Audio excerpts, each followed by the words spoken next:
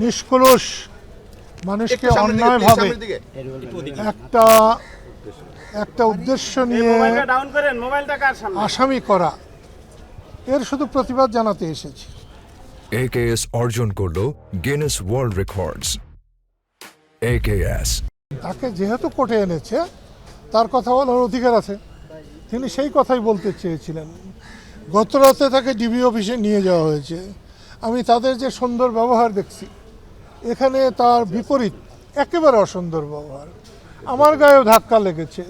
লতিফ সিদ্দিকী 87 বছর বয়স, যার এই বাংলাদেশের জন্মের বেদনার সাথে যিনি জড়িত। ঠিক আছে, আমি মুক্তিযুদ্ধে একটা বিরাট সুনাম অর্জন করেছিলাম, কিন্তু তারও সূচনা করেছিলেন এই লতিফ সিদ্দিকী।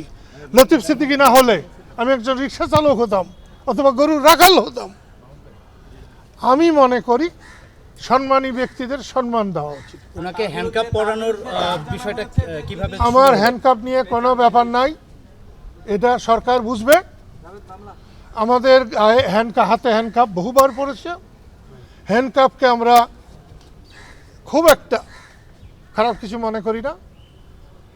বিবাহের সময় মেয়ের হাতের চুড়ি যেমন দেওয়া হয়, আমরা ওরকমই মনে করি। মানুষ বাঁচে কদিন? ওনার 87 হয়ে গেছে, আমার 80 হয়ে গেছে।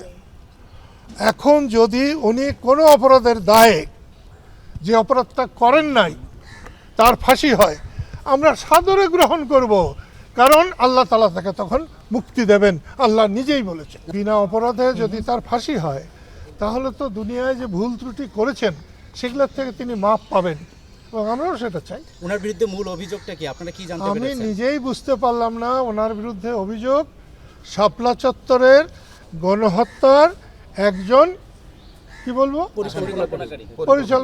পরিকল্পনাকারী বলা যায় না, কারণ তিনি কিচেন ক্যাবিনেটেও ছিলেন না।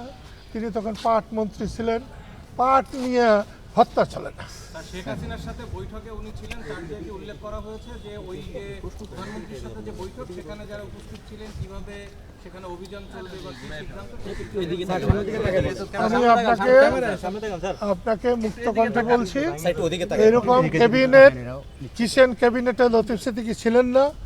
আর লতিফ সিদ্দিকী এই সময় কিছু ঘটনা নিয়ে বিতর্কিত ছিলেন আওয়ামী লীগের কাছে, শেখ হাসিনার কাছে।